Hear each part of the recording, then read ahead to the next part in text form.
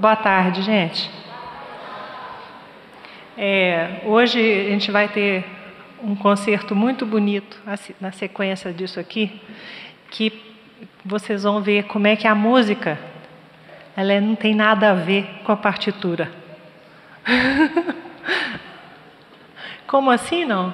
Eu fiquei impressionada no dia que eu fui ver o lançamento, né? Porque a gente trabalha com a parte, o papel tem tudo a ver, mas a música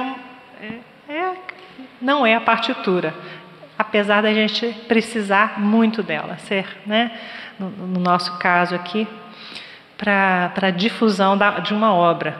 A gente ainda tem esse material, essa tecnologia que nos auxilia. Bom, o trabalho do qual eu vou falar é sobre a edição dos Cadernos Musicais Brasileiros, volume 5, que trata do cancioneiro do Arthur Bosmans, que é justamente o que a gente vai ouvir no concerto que se segue. A gente criou, já tem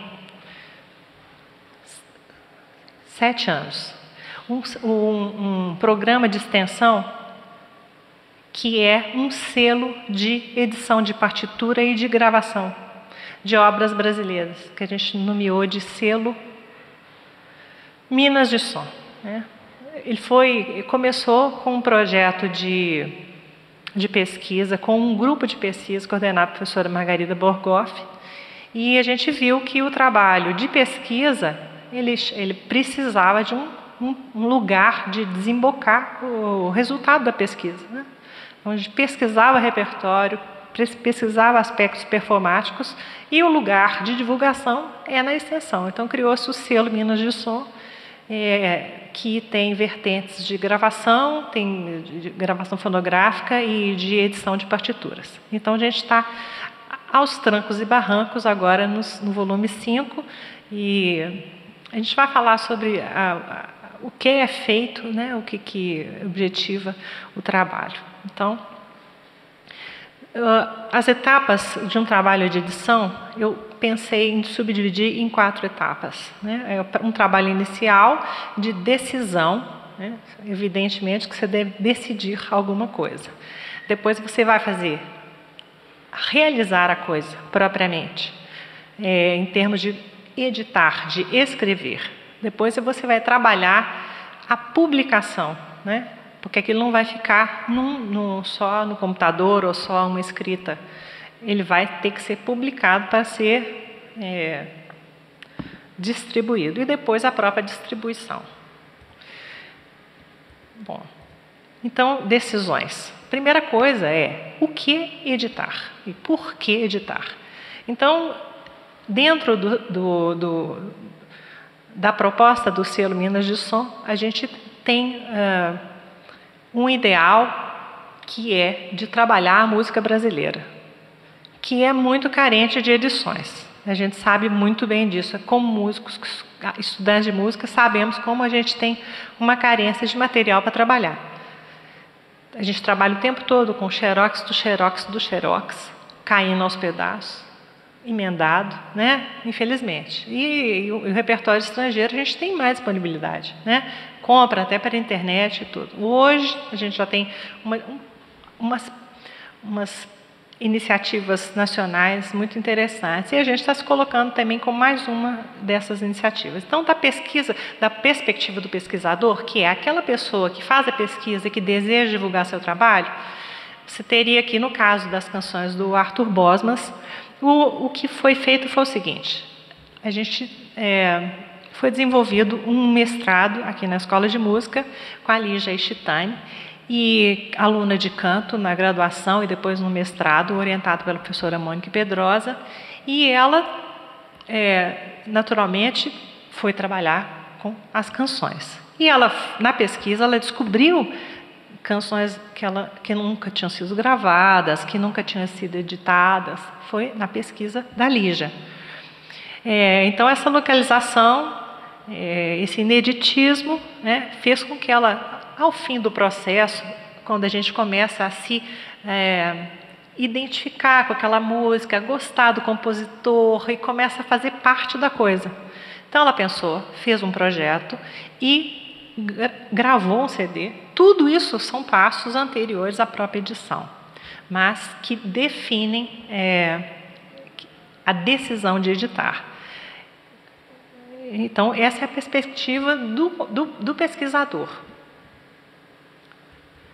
E a editora, que é o selo Minas de Som, ela tem uma perspectiva um pouco diferente, mas se baseia também nas informações do pesquisador. Então, você tem um corpo editorial, né, que tem que dizer, ok, então nós vamos fazer isso. Mas por que nós vamos fazer? Primeiro, porque nós temos um estatuto. O selo, então, ele tem regras, vamos dizer assim, né? A primeira delas é que a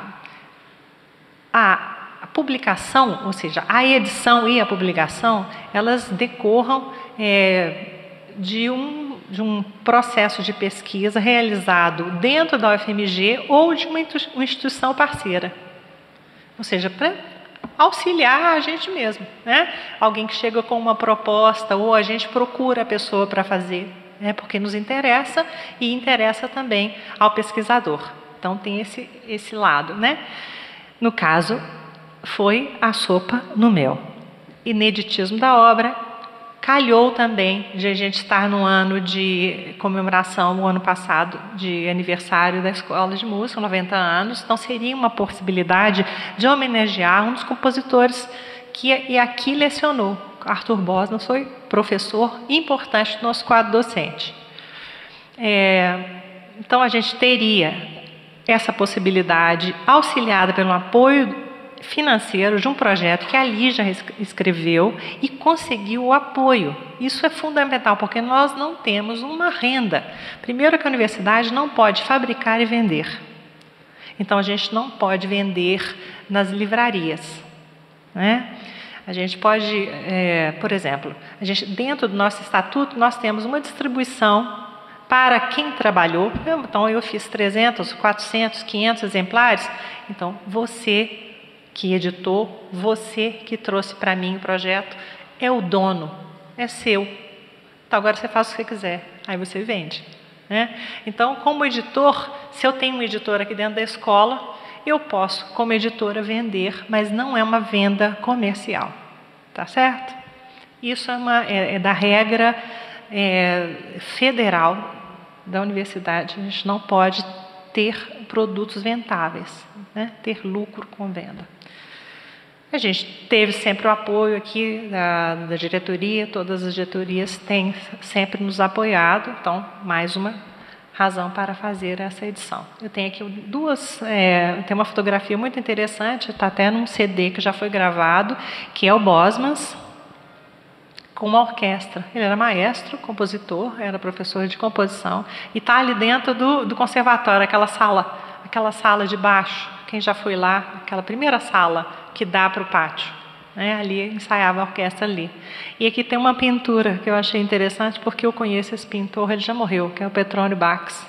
Então, ele era uma pessoa que tinha os amigos aqui em Belo Horizonte. O Bosmans era belga, mas ele veio para cá e naturalizou-se brasileiro. Então, é interessante a gente falar cadernos musicais brasileiros, e ele compõe muita coisa em francês, mas ele se sentiu brasileiro, então a gente também o sente brasileiro, a gente o assume como nosso também, porque ele realmente foi um professor muito dedicado e generoso com todos os que conviveram com ele, né? Eu queria colocar isso aqui.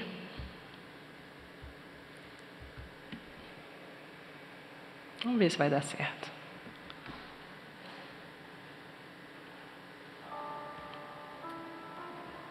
Eu achei isso aqui na internet, que é justamente a gravação que foi feita aqui pela Lígia e pelo professor Mauro Chantal.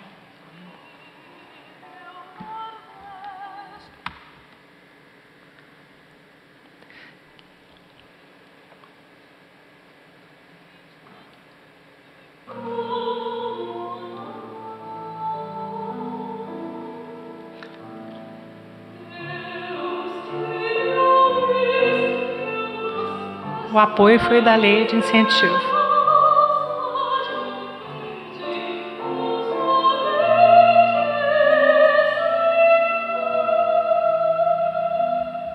Eu não vou cortar o barato aqui do concerto, né?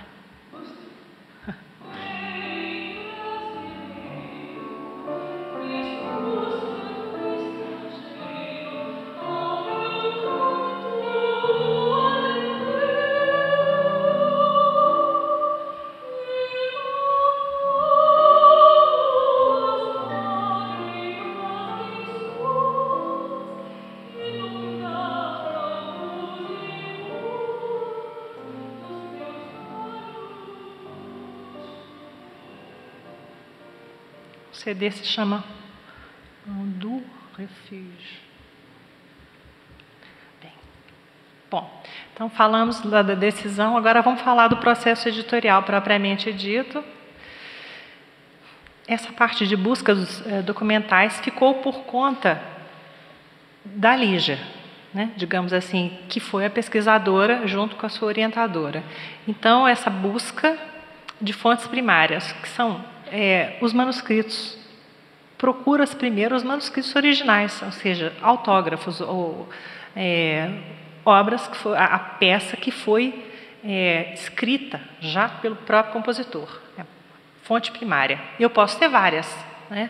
Posso ter várias fontes primárias, vários manuscritos diferentes, né? Isso é até um problema às vezes para você resolver em qual eu vou me apoiar, qual é o mais completo, ou qual foi o último que já está revisado. Isso é um processo que a crítica textual trabalha. E fontes secundárias, naturalmente, né? Se já tem coisa editada.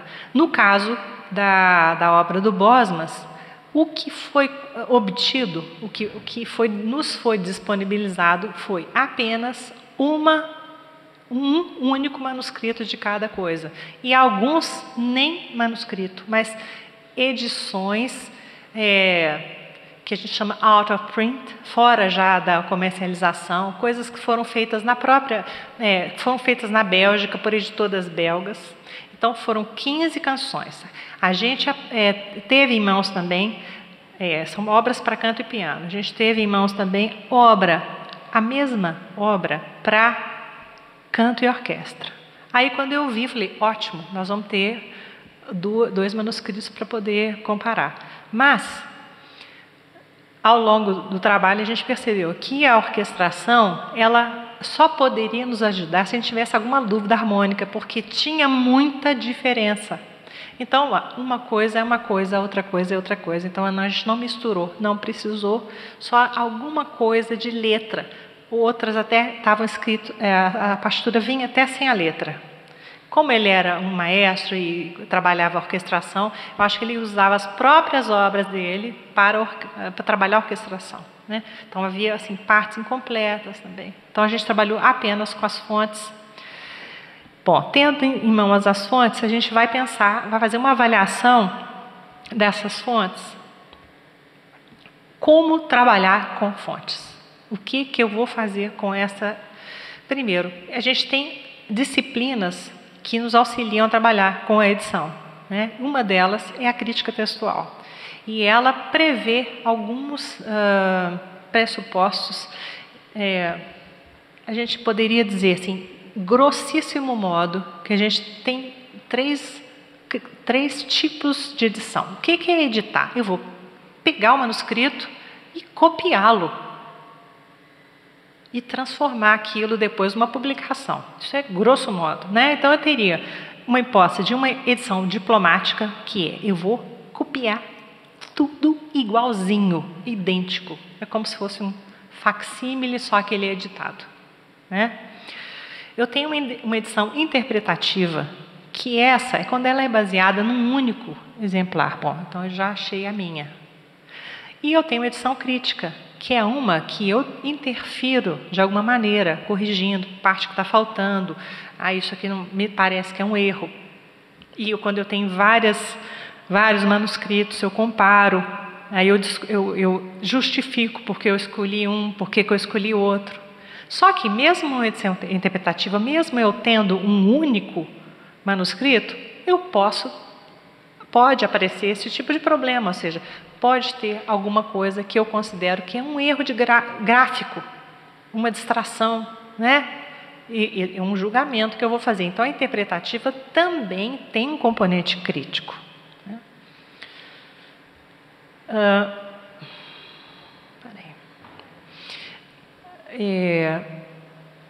Uma outra coisa que nos faz optar por um determinado tipo de edição é justamente essa avaliação do conjunto da obra. Então, a obra do Bosmas, que eu tive contato, eu percebi o seguinte: ele cuidava das edições dele. Ele cuidava. Então, num único compasso, por exemplo, ele colocava cinco indicações de dinâmica. Não é que elas fossem tão diferentes, mas ele põe, às vezes, um crescendinho desse tamanhozinho para um trecho de uma voz e um decrescendinho na outra ponta para um outro, assim, fazendo numa única voz do piano, por exemplo, de uma mão. Né? E a voz com mais 2 indicações e vários acentos. Então, ele era muito minucioso. Como ele era muito minucioso, a gente procurou manter toda essa indicação dele, sem interferência. Claro que a interferência existe. Né? Não existe. Se ela é interpretativa, porque ela é uma interpretação e ela é direcionada à interpretação. Né? Então, de maneira geral, a gente fez uma edição interpretativa com pequenas intervenções críticas, o mínimo possível. Bom, então esse é o caminho editorial. O que a gente faz depois que a gente tem esses manuscritos e como é que a gente vai trabalhá-los. Então, a gente vai encaminhar essa fonte para que a cópia seja digitalizada. Então, essa é a função do editor. A gente pode ter 1, 2, 3, né? Vários editores trabalhando em conjunto. Quanto mais gente, mais olhos em cima da coisa. Então, essa cópia, então, hoje nós temos o processo de digitalização bem diferente do que ele era antigamente. Né? Quem pode ver na internet, por exemplo, como que era feito partitura antigamente, era uma loucura. Hoje a gente tem os processos dos programas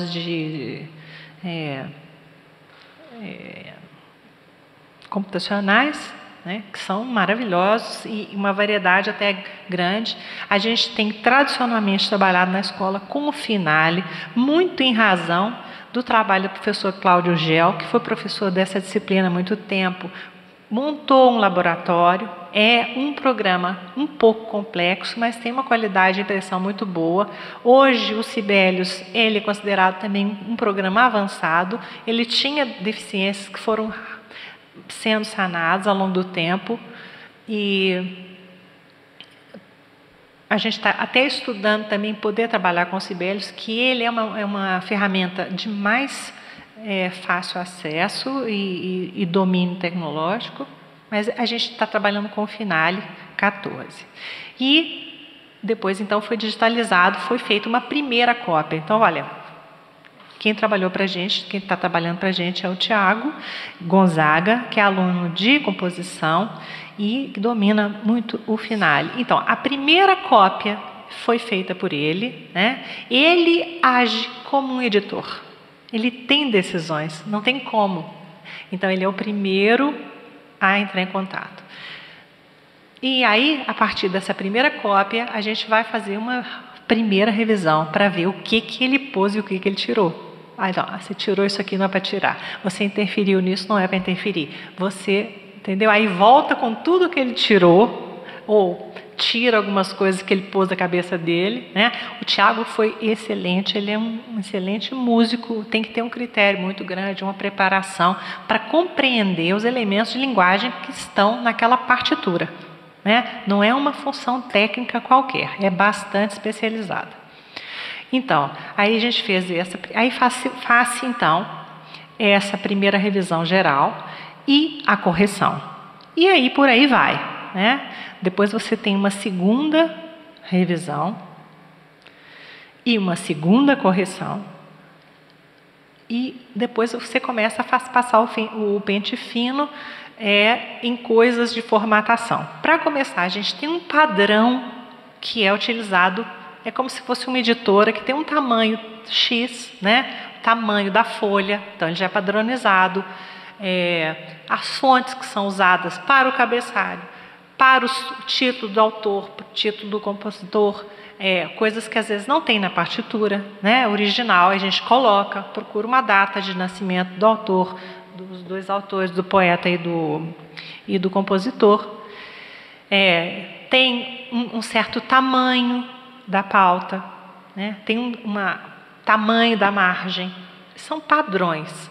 Isso tem um certo rigor, mas cada obra também dá uma liberdade que a gente negocia para que tenha uma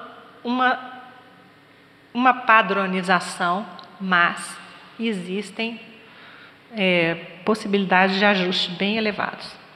Então, a gente tem essa quantidade de correções, algumas são mais formais. No fim, tem uma parte muito importante quando você trabalha uma obra que está sendo executada, está sendo posta em performance, porque você vai ter o contato da obra como intérprete, realmente, aquilo vai funcionar? Então, tem coisas assim pequenas, isso aqui está muito pequenininho, não dá para ler, né? No dia que eu entrei, o maior choque que eu tive na minha vida foi quando eu mostrei para a Guida, ela não conseguiu ler a pauta. Eu falei assim, agora.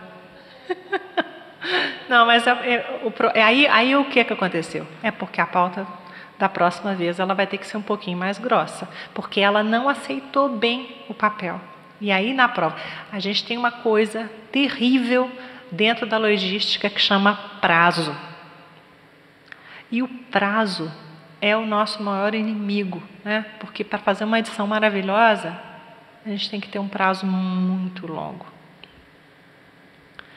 Bem, aí então o que é uma edição interpretativa, essa do Bosmas, o que a gente fez? Na verdade, tem as coisas que são gerais e as que foram do Bosmas. Então, a alteração do formato cabeçalho, todas foram alteradas, ou seja, foi feito o movimento de direção ao padrão do caderno. Depois vocês podem ver aqui. Depois eu tenho uma foto aqui. Aproveitamento de espaços da página inteira. Hoje eu já vi uma edição do Roberto Duarte, das canções da Floresta do Amazonas. Ele fez um super maestro, um super músico. Ele fez uma edição e a última página tem um sistema, né? Então talvez ele não estava se importando em desperdiçar o espaço. A gente, como tem cada folha custa caro, então a gente está aproveitando tudo, né? Então a gente toma um cuidado de distribuir os compassos por sistema e distribuir de maneira que na hora da virada da página a gente não provoque um pânico, né, no músico, no pianista principalmente, com as mãos ocupadas.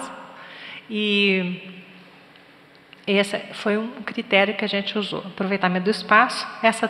E aconteceu em 4 músicas, em 4 das peças,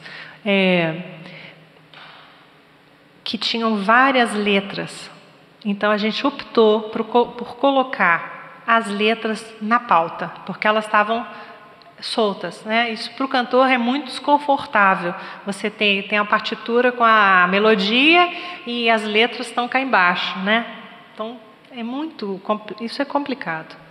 Aí a gente optou por abrir, fez aquela continha, tudo. Como se eu falo que isso é a parte gostosa do trabalho, que é uma coisa estética, é um bordado para a coisa ficar bonita, né? E funcional. Então, a gente também fez isso porque nenhuma delas tinha essa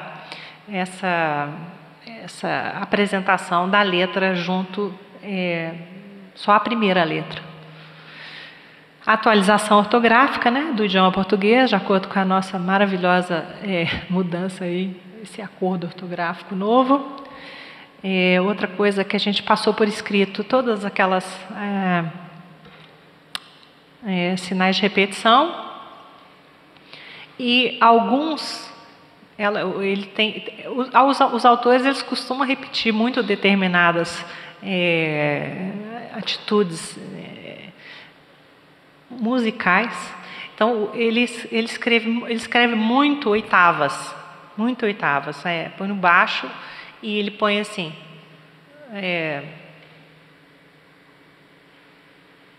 um 8, só um 8 assim, né?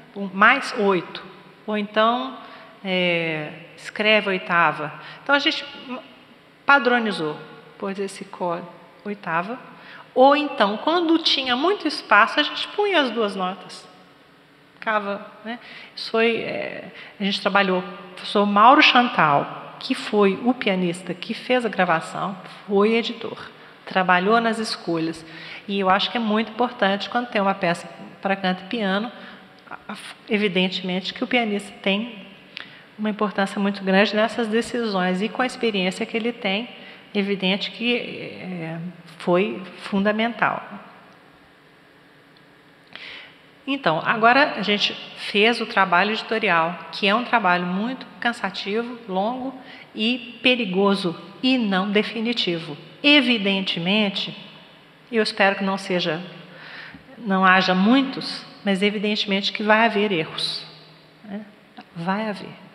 Cada dia que você abre uma coisa, você pode tomar um susto, né? Mas a gente espera que não haja...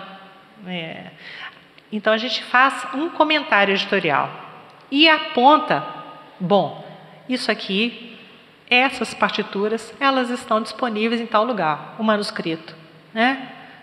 Está caindo aos pedaços, está velho, se tiver alguma dúvida, a pessoa que tiver esse problema pode reeditar, se tiver a autorização do detentor de direito autoral. Então, para fazer a publicação, a gente tem uma divisão de responsabilidades, digamos, elaboração do conteúdo, né, do miolo, fica por conta, então, da editora. Digamos que a nossa editora chama-se Selo Minas de Som. E só para abrir um parêntese, essa editora, grande parte das universidades brasileiras que se inscrevem como editoras. A gente tem na escola de música do UFMG, ela é potencialmente uma editora. Então, a gente já tem um número como editora. E isso é importante, e a gente às vezes nem se dá conta disso. Então, a escola de engenharia, por exemplo, ela tem uma possibilidade de ser uma editora de livros de engenharia. É só ela ter um selo que se disponha a fazer isso. Então, como selo, nós nos dispusemos a fazer a edição de música brasileira e foi o primeiro selo que a escola teve. A gente tem uma alegria de pensar isso, porque a gente julga que o espaço de edição de música é uma escola de música, né? É onde a pesquisa se desenvolve, né? E as outras escolas do Brasil têm feito isso. Então, então os editores, eles são responsáveis pela escolha do tipo de edição, pelas decisões nos pontos conflituosos, pela revisão musical, pela elaboração dos conteúdos textuais, pela revisão do texto, porque não vem só a parte da música, a gente coloca algumas observações textuais, né? Depois, então, a editora tem a preponderância no enfoque do conteúdo.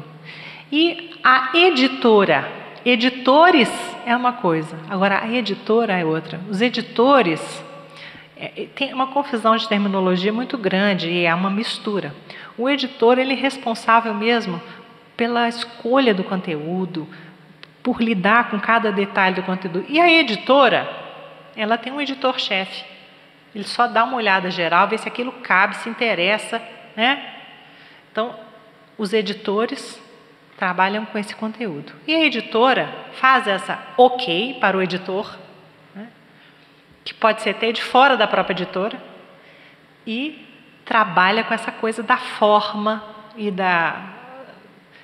colocar dentro da forma o conteúdo. Então, eu coloquei aqui. preponderância da ação no aspecto formal. Aí vamos lá. Digitalização e software, né, que foi feito com o programa Final 14. Formatação segundo padrões da série editorial, que é o caderno volume 5. Escolha de materiais. Então, essa escolha, a paleta de cores, que a gente já tem uma capa padrão. Foi escolhida uma cor que combinasse com a paleta do CD. A revisão textual foi feita por a Ana Cláudia Assis e pela Luísa, que é minha filha, mas ela trabalha com revisão textual. Ela tem essa função e ela fez de graça, então foi ótimo. Revisão musical, de graça não, eu fiz um servicinho para ela. A revisão musical, claro que a revisão musical está sendo feita constantemente, né? Ela foi feita pelos próprios editores. Mas nesse caso aqui, eu coloquei aqui a gente, porque foi isso mesmo. Poderia ter sido uma pessoa de fora, se a gente tivesse tido prazo. E seria maravilhoso, porque quando a gente está cansado de olhar, olha, e às vezes não vê.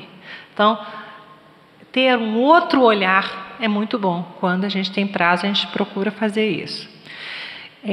Elaboração da ficha catalográfica fez para nós a Raquel Oliveira, que é bibliotecária da nossa escola, que já temos um padrão e tem uma regra para fazer uma ficha catalográfica, não é qualquer coisa, tem até um distanciamento, tudo tem um tamanho, né? A gente às vezes pensa que é a coisa mais bobinha, aí eu mudei, ai meu Deus, ela falou, não, mas é porque isso aqui, tinha que deixar esse espacinho aqui, eu voltei e fiz de novo. Elaboração da arte gráfica e capa, quem fez isso aqui foi o CDCOM, que é aquele... É uma unidade da universidade, né, que faz, e a gente só muda as cores para cada. A diagramação foi feita pela Roberta Etrusco, que é a funcionária da escola, mas ela fez isso particularmente, mas é um trabalho feito no programa InDesign, que ela domina. Depois a gente escolhe a gráfica, isso foi feito na gráfica O Lutador. A gráfica nos envia uma prova, a gente faz uma avaliação da prova e a gente tem um recebimento e depois a gente faz a distribuição. Para fazer a distribuição, a gente também tem que mandar para a Biblioteca Nacional, que a gente chama de depósito legal. Vamos falar agora sobre algumas coisinhas aqui. Isso aqui vai sobrar tempo. Bom, o Finale, que é o programa, né, eu achei hoje muito interessante que tem os tutoriais já estão disponíveis na internet, tem aula de Finale na internet, tem como copiar, né? A gente que não pode, a universidade tem que trabalhar com os originais, né? E é um programa caro. Então a gente tem as licenças.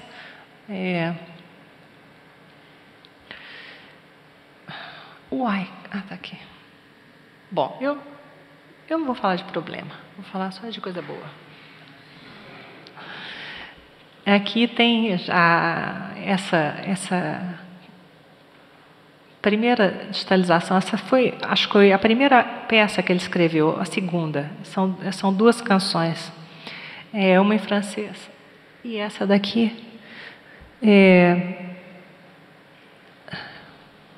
Eu tinha que pegar o óculos. Bom, é porque eu pus essa daqui porque o Tiago falou que ela deu muito trabalho. Por que ela deu muito trabalho? Ela está tão pouca nota, porque ela não tem traste. Olha lá, é uma música fluente, assim. Então, para trabalhar no final, ele disse que teve que fazer umas certas gambiarras. Assim, que você tem um programa e nem sempre o programa pensa em tudo que o compositor quer fazer, né? Então, você tem que achar alguns recursos que ele tem e adequando ao que você quer fazer. Isso aqui é o ISBN. O que é ISBN? É International Standard Book Number. É o número padrão de um livro. Todos os livros têm um número. E esse número, ele dá um status. Olha, eu existo. É como se fosse assim, eu sou fulano de tal, eu nasci em tal lugar, né? Meu nome é tal, e o meu número, né, carteira de identidade, meu passaporte é tal, porque é um número internacional. Então, esse número, você tem que... a editora tem que fazer uma requisição ao Escritório Nacional do ISBN. No Brasil, esse escritório é na Biblioteca Nacional. Então, você faz um preenchimento desse catálogo, coloca o prefixo editorial, que é o prefixo da própria editora, que é um número que a gente já tem, e eles mandam para a gente. Então, tem esse preenchimento, aí vem esse número. E esse número vem aqui, né? Ele aparece agora com código de barra e ele aparece na ficha catalográfica. Você tem que colocar também o nome do ISBN. Está aí o ISBN. A ficha catalográfica. Está vendo como é que ela é toda? Um pouquinho para cá, um pouquinho para cá, um pouquinho para lá. Eu não sei porquê, mas é assim. E aqui está a capa com os dizeres, né, dos patrocinadores. E a distribuição, né? Nós temos o grande problema de distribuição, porque a gente não tem loja para vender. Então, o processo tem sido o seguinte: a gente leva nos eventos de música e doa para as universidades, porque até para pagar, para mandar para as universidades, tem um custo. Então, agora na Ampom, se Deus quiser, que vai ser em agosto, a gente vai poder distribuir para... A gente já levou um bocado em eventos, tem um livro de distribuição, a gente tem feito 300 exemplares, e é uma maneira de registrar a música, da música não se perder. Evidentemente, se eu tenho uma música que eu não tenho partitura e nunca ouvi, ninguém vai cantar, né? A não ser que as coisas vão acontecendo muito por acaso. Mas isso significa uma evolução na distribuição da música brasileira, né? Divulgação. E aí a gente tem um outro processo de divulgação. A gente tem uma distribuição. Como a gente não vende, uma parte vai para o patrocinador, uma parte vai para os detentores dos direitos, uma parte vai para os editores. O que fica com a gente? A gente ainda consegue fazer uma distribuição informal através de alguns em consignação. Por exemplo, eu fico com 100 exemplares. Não vou ficar com isso, mas vou ficar com 20 exemplares. Eu não quero, esse dinheiro ele vai vir para que eu pague uma diagramação, né? Isso é um processo que nós vamos ter que mudar, nós vamos ter que procurar uma outra maneira de fazer isso, fazer um convênio, porque existe a prestação de serviço. A prestação de serviço, ela pode receber dinheiro. Então, se alguém me fala, olha, você vai fazer um livro para mim, o selo vai fazer um livro para mim, eu vou pagar ao selo. Aí pode, porque esse processo pode. Então, a gente vai fazer essa tentativa também. Então, são os problemas burocráticos que uma editora dentro da universidade tem que enfrentar. A editora UFMG, que a gente sabe que existe, ela não tem a natureza que as escolas têm. Ela é uma empresa, então ela pode vender. É outra coisa, ela tem o seu próprio CNPJ. É diferente, né? E aí eu trouxe aqui uma maneira de divulgar, que é o próprio site do selo. Evidentemente que a gente hoje em dia, se você consegue uma liberação de direito autoral, você vai colocar na internet. Então, a gente já está começando a colocar. A gente tem esse site que está dentro do menu do site da Escola de Música, dentro da pós-graduação. Então, a gente tem, por exemplo, cadernos musicais brasileiros. A gente já conseguiu disponibilizar um. Esse não tem problema de direito autoral. Então, ele já está lá disponível. Né? Em PDF.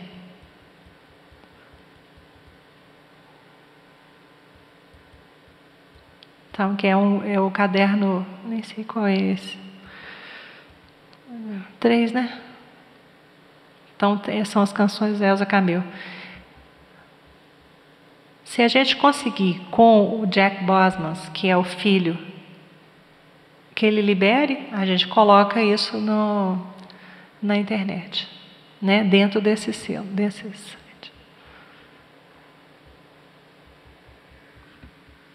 A gente, então, nesse selo, nesse site, a gente já tem algumas coisas também, como os anais de eventos.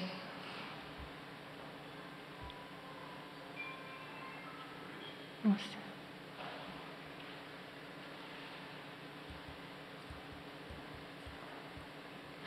E é isso.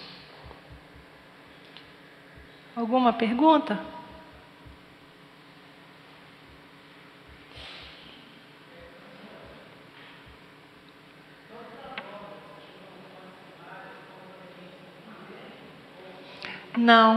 Não, porque engraçado, às vezes as famílias guardam alguma coisa, mas uma outra pessoa tem uma outra coisa muito importante também. Ele tinha muitas coisas, mas tinha coisa que estava na Biblioteca Nacional, no Rio de Janeiro. Tinha coisa que estava na OSESP, na biblioteca da OSESP. O Bosman tinha uma veiculação muito grande no Brasil. Tinha coisa que estava na nossa biblioteca, que não estava no acervo do filho, né? Então, essa primeira parte da pesquisa, ela não cabe à editora. Ela cabe ao pesquisador, que pode vir a ser o editor, né? É o interessado em editar. Ok?